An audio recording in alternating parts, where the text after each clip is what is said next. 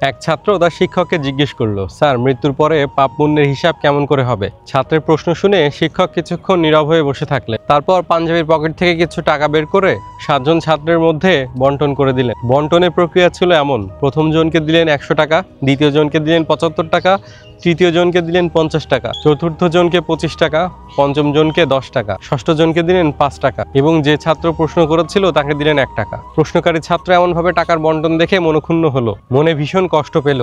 সে মনে মনে ভাবলো, স্যার সবার সামনে তাকে অপমান করলেন, ছোট করলেন। টাকা বন্টনের পর স্যার মুচকি হেসে সবার দিকে তাকিয়ে বললেন, আজ তোমাদের ছুটি, তোমরা এই টাকা পুরোপুরি খরচ করবে এবং আগামী সাপ্তাহিক বন্ধের পরের দিন এসে তোমরা সবাই তোমাদের খরচের হিসেব দিবে। সাপ্তাহিক বন্ধের পরদিন ছাত্ররা ক্লাসে উপস্থিত হতে লাগলো। তার আগে থেকেই সেখানে উপস্থিত ছিলেন। সবাই আসার পর স্যার তাদেরকে জিজ্ঞেস করলেন, তোমরা কিভাবে টাকাগুলো খরচ করেছো, সবার মনে আছে তো? ছাত্ররা হ্যাঁ বলল। স্যার সব ছাত্রদেরকে স্কুলের ছাদে নিয়ে গিয়ে সবার পা থেকে জুতা খুলতে বললেন এবং উত্তপ্ত রোদে খালি পায়ে দাঁড়িয়ে সবাইকে টাকার হিসাব দিতে বললেন। প্রথমে এগিয়ে এলো যে ছাত্রকে 100 টাকা দিয়েছিলেন সে খালি পায়ে ছাদে এগিয়ে আসার পর স্যার তাকে জিজ্ঞেস করলেন, আমি যে 100 টাকা দিয়েছিলাম সেটার হিসাব দাও, কিভাবে খরচ করলে? এমনিতে এই রৌদ্রে প্রচন্ড তাপে উত্তপ্ত ছাদ, তার উপর খালি পা। ছাত্র এক পা নামায় তো এক পা ওঠায়, এভাবেই কোনো রকম কষ্ট করে হিসাব দিতে লাগলো।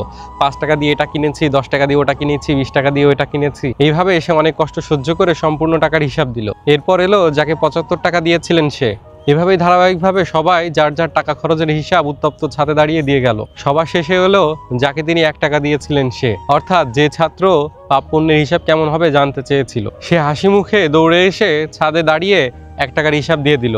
বাকিরা যখন উত্তপ্ত রোদে পুড়ে যাওয়া পায়ে পানি দিচ্ছে তখন সে দাঁড়িয়ে দাঁড়িয়ে হাসছে। সবার হিসাব দেওয়া শেষ। এবার স্যার বিশেষ করে প্রশ্নকারী ছাত্রকে উদ্দেশ্য করে বললেন, এই হলো মৃত্যুর পর পাপ পুণ্যের হিসাবের ছোট্ট একটা নমুনা। মৃত্যুর পর আমাদের প্রত্যেককে উত্তপ্ত লৌহের তাওয়ার উপর দাঁড়িয়ে হিসাব দিতে হবে। যার ক্ষমতা ও সম্পদ যত কম তার হিসাবও তত সহজ। প্রশ্নকারী ছাত্র ছলছল নয়নে স্যারের দিকে তাকিয়ে মনে মনে তার প্রতি ভালোবাসার কথা ভাবতে লাগলো এবং স্যারের প্রতি তার আগের ধারণার জন্য অনুতপ্ত হলো।